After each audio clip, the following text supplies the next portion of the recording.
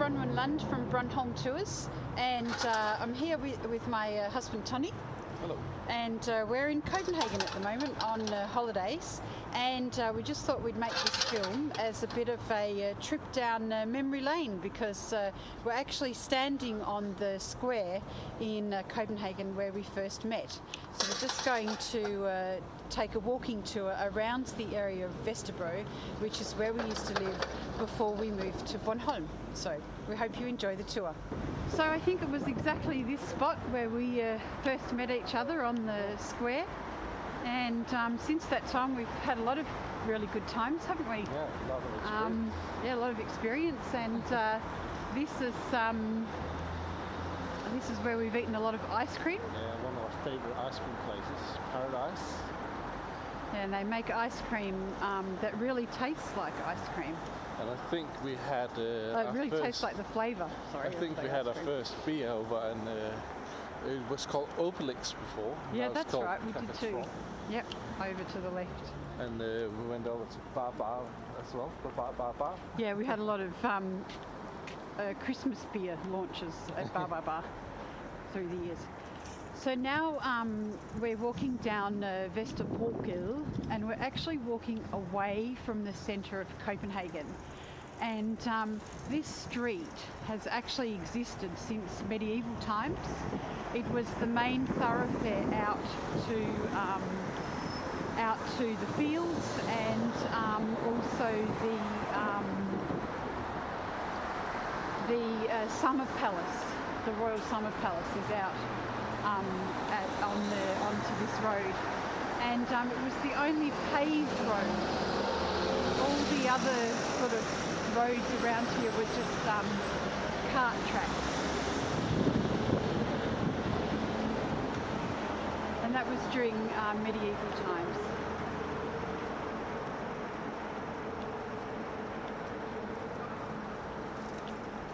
So this is the town museum, and even though the street is a bit of a mess at the minute, this street is actually set up as it would have looked in the 1940s. We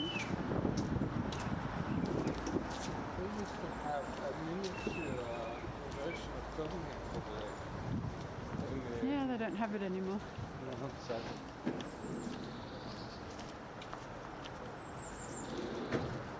But as with most cities, there's a lot of renovation going on. So you can see here how the street would have been with the open drains and the cobbles, and they've also put old-fashioned lamps and things along the street. So normally when there isn't a whole heap of construction going on, it's quite a nice street. Oh, that's right.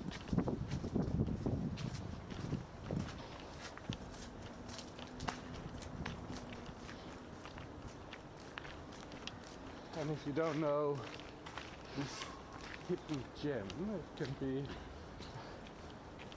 most people don't see it if they don't know it's here.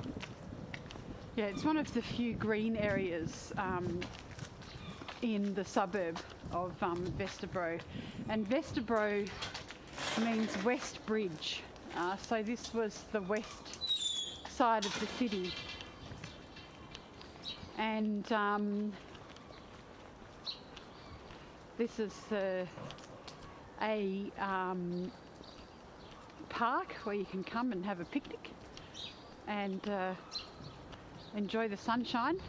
And in the summer, a lot of people are out here sunbathing and relaxing and picnics, so to say. And again, the cherry blossom is fantastic.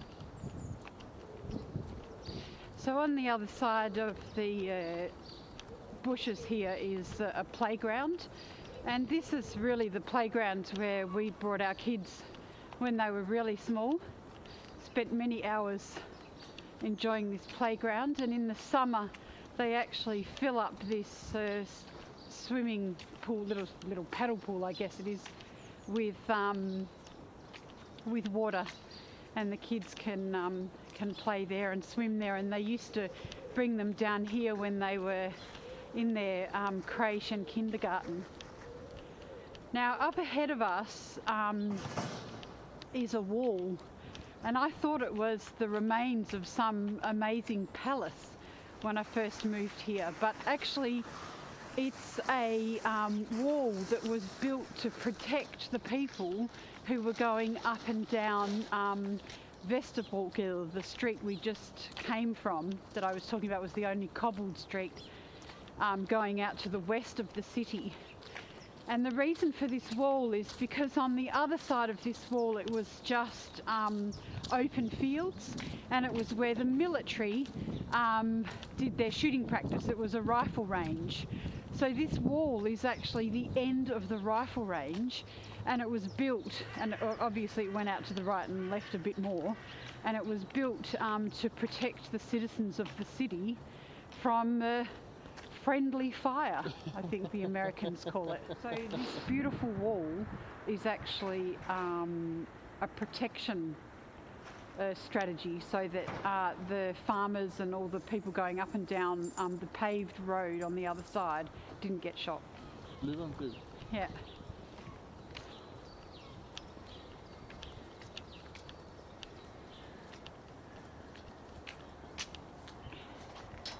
Thank you.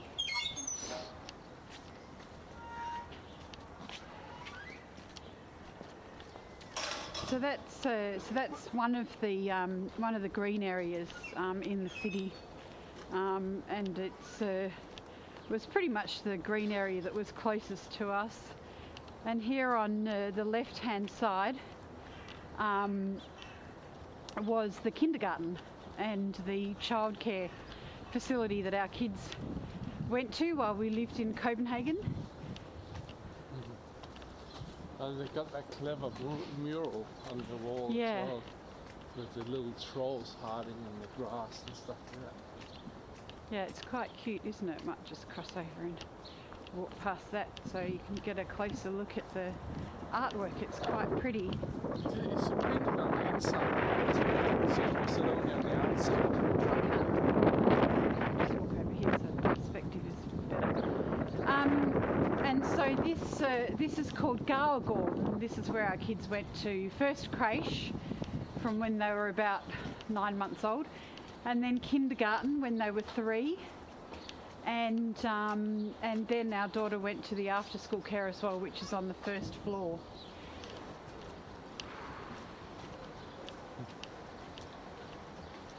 So that's a childcare institution for kids from the age of 0 up to 10 years. And they have their own food preparation as well. Yeah, they had a food mother. So she was great actually. She won some awards for her food, educating kids about food programs that she ran in the kindergarten, and she had kids, you know, chopping stuff up with knives, and I remember standing there looking at some of the photographs, and Aaron was standing next to me. We were looking at some photographs of him in the kitchen with preparing some soup or something, and he was chopping carrots with this massive knife. And he wasn't even 3, I don't think. I think he was about he was nearly 3, and I said to him, "Did they give you a knife?" And he went, "Yeah." So again, he used to come home with his fingers, you know, band-aids on his fingers, but oh well, he learned how to use a knife pretty quickly. Yeah, they didn't lose anything. No, he didn't lose it.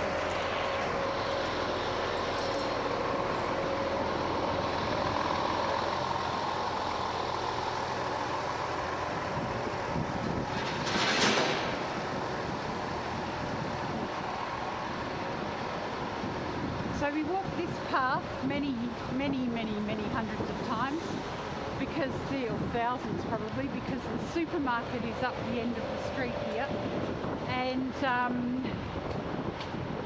This was the path home to our flat where we lived. Yeah, and also we often went this way when we needed to go into town, and many times. And this is St Matthew's Church. This is the local parish church.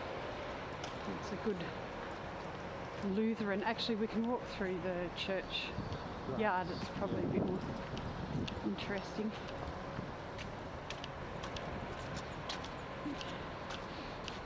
And so this neighbourhood was originally developed in the 1800s to house blue-collar workers. So it was a working class area and working class precinct. And most of the people living in these flats were either brewery workers or they worked at the abattoir. So it was very blue collar.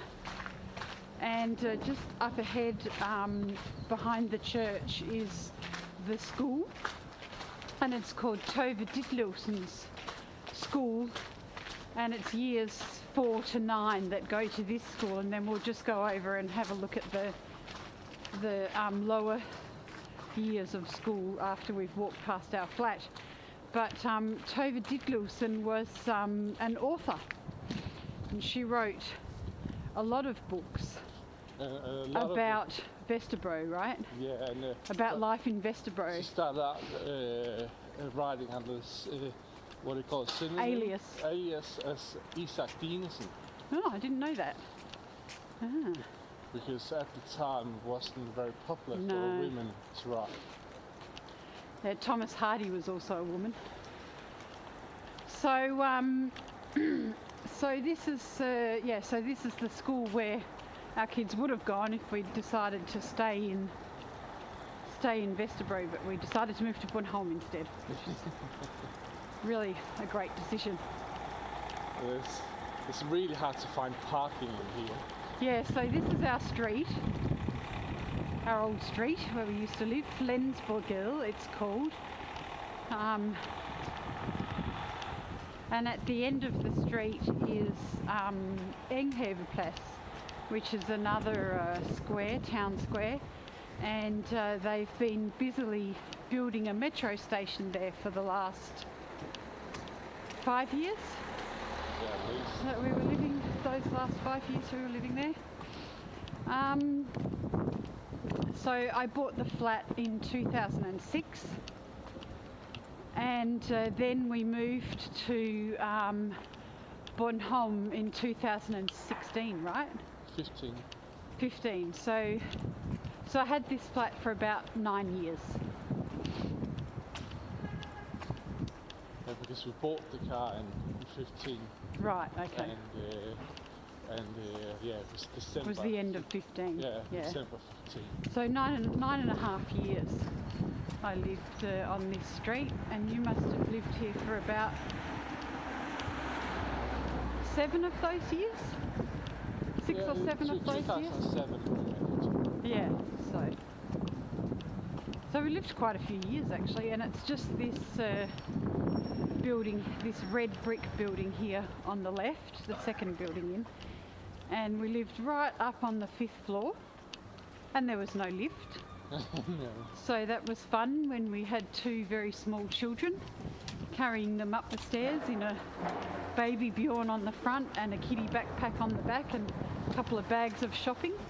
And they've built a 6th floor on now as well, so with a roof garden. Yeah, so that's really developed. So now we're coming out onto Enghaveplads, and the station is opening in July 2019, it says there. Yeah.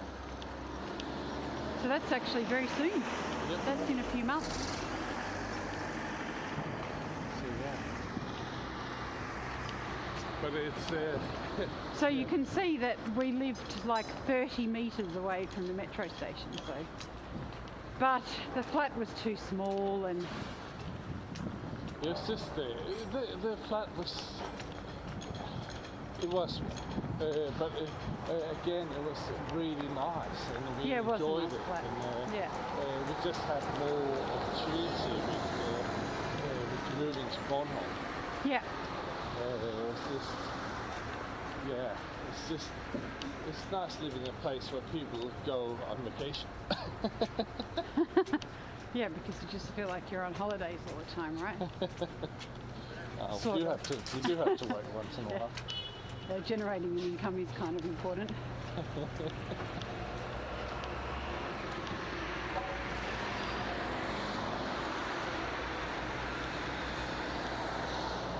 So, we'll just cross over here.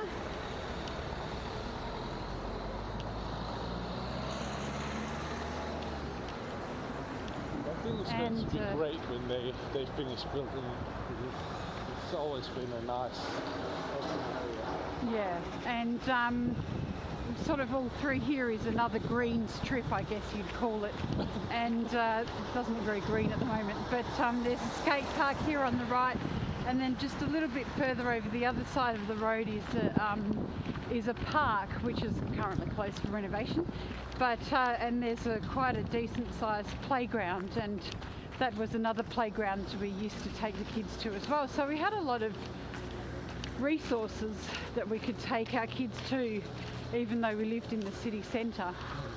So that was really good. And so this is the lower school, Tove Ditlevsen's lower school, and this is grades 0 to pre-primary up to grade 3. And so this is where our daughter went to school for the first year and a half before we moved to Bornholm. So that was a tour of the area where we used to live, Vesterbro, in the west end of the city. This is Bronwynlund and Tony Lund signing off from BronHolm Tours. Bye for now. Bye-bye.